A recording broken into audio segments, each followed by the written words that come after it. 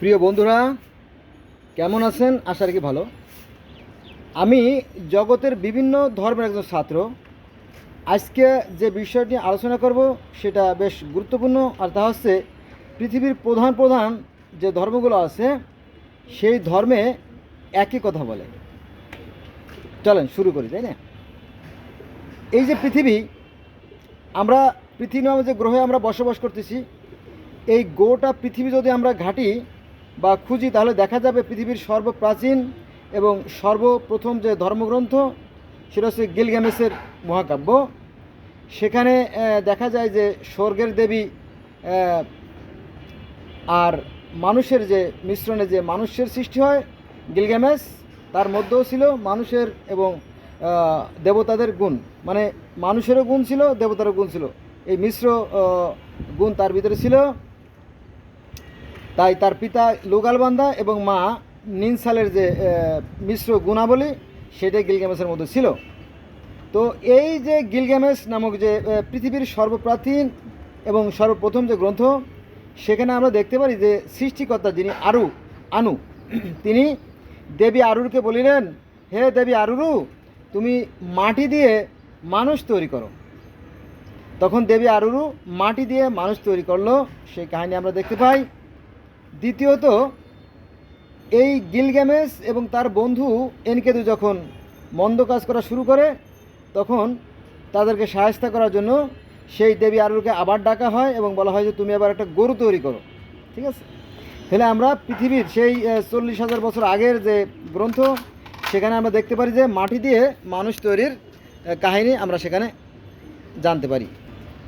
এবার আসেন বয়সের দিক থেকে সনাতন বা হিন্দু ধর্ম, সেখানে আমরা দেখতে পারি যে বিষ্ণু কর্দম দিয়ে মিলেশ্বর জাত প্রবর্তনকারী জাত সৃষ্টি করেন কর্দম দিয়ে, এবং তাদেরকে একটা মানে সুন্দর বাগানে রাখা হয়, কিন্তু তারা সৃষ্টিকর্তার অবাধ্য হয় এবং তারা রম্যফল ভক্ষণ করে।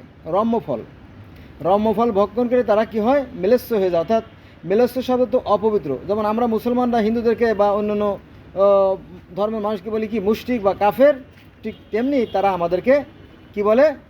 মিলেচ্ছ বলে ডাকে। ঠিক আছে? তো সেখানে আমরা সেই মাটির কাহিনী জানতে পারি।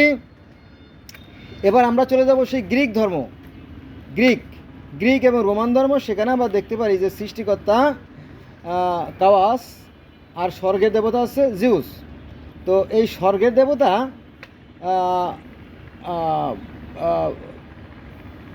এপিমিথুসকে বলো যে তুমি করো, এই জীব জন্তু গাছপালা লতা পাতা কীট পতঙ্গ পশু পাখি এগুলো সব সরীসৃপ সব কিছু তৈরি করো। আর এলো এপিমিথুসকে নির্দেশ দিল স্বর্গের দেবতা জিউস।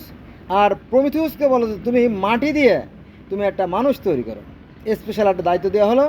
তো যেহেতু প্রমিথিউসের দায়িত্বটা ছিল খুবই গুরুত্বপূর্ণ, সে সুন্দরভাবে সময় নিয়ে আস্তে আস্তে আস্তে আস্তে আস্তে আস্তে এই প্রথম মানবীকে তৈরি করে মাটি দিয়ে মানুষ তৈরি করা যখন হয়ে যায়, তখন প্রমিথিউস স্বর্গের দেবতাকে বলে যে আমার মাটি দিয়ে মানুষ তৈরি করা হয়ে গেছে। তখন এই যে মাটি দিয়ে মানুষ তৈরি করার পরে এই সময় একটা অনুষ্ঠান হয়েছিল, বিশেষ অনুষ্ঠান। সেই অনুষ্ঠানে যত দেবতা আছে সব দেবতারা উপস্থিত ছিল, স্বর্গের দেবতা এবং দেবীরা উপস্থিত ছিল। একটা ভোজের আয়োজন করা হয়েছিল, বিশেষ অনুষ্ঠান। এটা হচ্ছে গ্রিক ধর্ম এবং রোমান ধর্ম থেকে এই তথ্যগুলো পাওয়া যায়। যাই হোক, তো ওই যে মাটি দিয়ে যে প্রথম মানবীকে তৈরি করা হলো, সেই মানবীর সাথে প্রমিথিউসের বিবাহ দেওয়া হয়। তো সেই বিবাহ অনুষ্ঠানে সমস্ত দেবতা ও দেবীরা অংশগ্রহণ করেছিল এবং সেখানে আপনার গরু জবাই বা পশু জবাইয়ের একটা আয়োজনও করা হয়েছিল। সেটা নিয়ে আরেক লম্বা কাহিনী আছে। তো সেখানে অবশ্য প্রমিথিউস চালাকি করছিল। সেখানে চালাকি করছিল এরকমটি যে গরু জবাই দেওয়ার পরে অর্ধেকটা দেবতাদের দেওয়ার কথা ছিল আর অর্ধেকটা তারা খাবে, এরকমটি সত্য ছিল। কিন্তু দেখা গেল যে প্রমিথিউস চালাকি করে হাড্ডি রাখে, হাড্ডিগুলো জমা করে তার উপরে সামান্য কিছু মাংস দেয়, নিজে বেশি বেশি মাংস নেয়। এ নিয়ে দেবতাদের সাথে প্রমিথিউসের একটা দ্বন্দ্ব হয়, ঝগড়া হয়। তার শাস্তি স্বরূপ একটা পাহাড়ে প্রমিথিউসকে বন্দি করে রাখা হয় এবং জিউসের ইগলে এসে প্রতিদিন তার সেই কলিজা ছিঁড়ে ছিঁড়ে খেতে একটা কাহিনী আছে, বিশাল কাহিনী, সেখানে আমরা যাব না। তো এই মাটি দিয়ে মানুষ তৈরির পরে যখন ওদের মধ্যে বিবাহ অনুষ্ঠান করা হলো, তখন সমস্ত দেবতারা উপস্থিত ছিল, দেবীরা উপস্থিত ছিল। তখন সবাই মিলে একটা উপহার দিয়েছিল প্রমিথিউস দম্পতিকে, একটা বাক্স। তো সেই বাক্সের নাম অনুসারে সে প্রথম মানবীর নাম হচ্ছে প্যান্ডোরা। পৃথিবীর প্রথম মানবীর নাম প্যান্ডোরা। আর হিব্রু বাইবেলে বলা হয়েছে প্রথম মানবীর নাম কিছু লিলিত। সে যাই হোক, সেখানে আমরা যাব না। তো সেই প্যান্ডোরার বাক্সটা দেবতারা বলছিল তোমরা এটা কখনো খুলবা না, জীবনে কখনো খুলবা না, তাহলে তোমরা সুখে শান্তিতে বসবাস করতে পারবা। কিন্তু তাদের কৌতূহল তাদেরকে ধ্বংসের দাঁড়গোড়া নিয়ে গেল। তাদের কৌতূহল তাদের সর্বনাশ করলো। তারা কৌতূহলবশত সেই বাক্সটা খুলে ফেললো, অর্থাৎ যেটা প্যান্ডোরার বাক্স। ফলে সেই বাক্স থেকে রোগ, শোক, ব্যাধি, বেদনা, যন্ত্রণা, কাতরতা, হীনমন্যতা, ভীরুতা সব কিছু ফুরফুর করে বের হতে লাগলো পাখির মতো। তো ওরা তাড়াতাড়ি সেই প্যান্ডোরার বাক্সের মুখটা বন্ধ করে দেয়।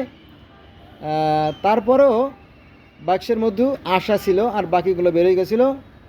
তো সেই থেকে তাদের জীবনে দুঃখ কষ্ট শুরু হয়ে যায়। অনেকটা এরকমই যে আদম হাওয়াকে যখন জান্নাতে রাখা হয় তখন তারা ভালোই ছিল, সুখে শান্তিতে ছিল, কিন্তু যখন তারা গন্ধব ফল খাইলো, অর্থাৎ আল্লাহর নির্দেশ অমান্য করলো, তখন তাদের জীবনে অভিশাপ নেমে আসলো এবং তারা সেই জান্নাত থেকে বিতাড়িত হয়ে গেল। অনেকটা এরকমই কাছাকাছি যদিও এরা বিষয়। তাহলে আমরা দেখলাম যে গিলগামেশের মহাকাব্য মাটি দিয়ে মানুষ তৈরির কথা বলা আছে, সনাতন ধর্মের মাটি দিয়ে মানুষ তৈরির কথা বলা আছে, গ্রিক ধর্মের মাটি দিয়ে মানুষ তৈরির কথা আছে, রোমান ধর্মের মাটি দিয়ে মানুষ তৈরির কথা বলা আছে। এরপরে ইহুদি ধর্ম, খ্রিস্টান ধর্ম আর ইসলাম ধর্ম, এই তিনটে ধর্ম মাটি দিয়ে মানুষ তৈরির কথা বলা আছে। ঠিক আছে, সেটা আবার কেমন আপনি জানেন যে আদমকে ধুলা দিয়ে তৈরি করা হয়, মাটির ধুলা দিয়ে তৈরি করা হয় এবং বলা হয় যে তোমরা বংশ বিস্তার করো, বহু বংশ হয় এবং তোমরা পৃথিবী ভরে তোলো এবং তোমরা শান্তিতে বসবাস করতে থাকো। কিন্তু তারা ঈশ্বরের কথা অমান্য করে তারা জ্ঞানদায়ক বৃক্ষের ফল খেয়ে ফেলে। জান্নাতের ভিতরে বা স্বর্গের ভিতরে দুইটা বৃক্ষের গাছ ছিল, একটা হচ্ছে জ্ঞানদায়ক বৃক্ষ, একটা হচ্ছে জন্ম ও মৃত্যুদায়ক বৃক্ষ। যাই হোক, কিন্তু ঈশ্বরের নির্দেশ অমান্য করে তারা জ্ঞানদায়ক বৃক্ষের ফল খেয়ে ফেলে। আর জীবন ও মৃত্যু দায়ক যে বৃক্ষ, এই গাছের ফল খেতে পারছিল না। যদি তারা এই ফল খেয়ে ফেলতো তাহলে অ্যাডাম এবং হওয়া অর্থাৎ প্রথম মানবী অমরত্ব লাভ করতো, ফলে জান্নাত থেকে তারা আর বিরত হতো না।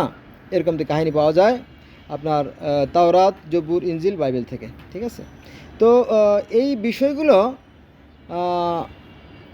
একই কথা বলে যে মাটি দিয়ে মানুষ তৈরি করা হয়েছিল। ঠিক আছে, হোক সেটা স্বর্গে। আবার এমন কথা আছে বেদে যে একটি জ্ঞানদায়ক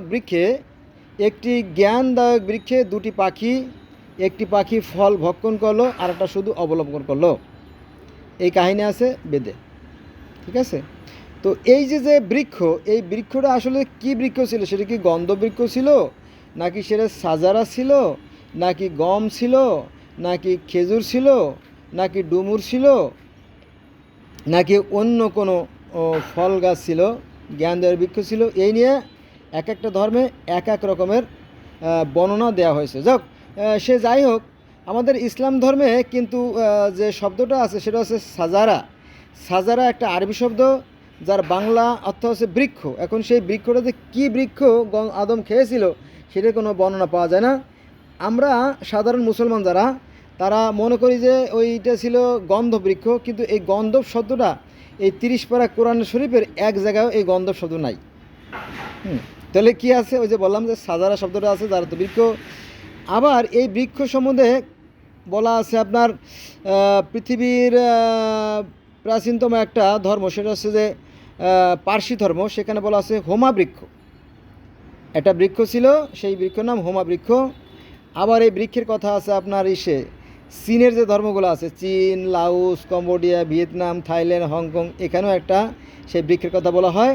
সেই বৃক্ষের কথা আমার এই মুহূর্তে মনে নাই, তবে তারা জন্মের সময় এই বৃক্ষের ডাল তাদের শীতানে রাখা হয়। আবার যখন আপনার ওই যে Japan, Laos, Cambodia, Vietnam, Thailand, Hong Kong, ব্যাংককের তারা তাদের বিবাহ অনুষ্ঠানে এই যে গাছ, এই গাছের ডালগুলো পবিত্র মনে করে এটা শপথ করে তারা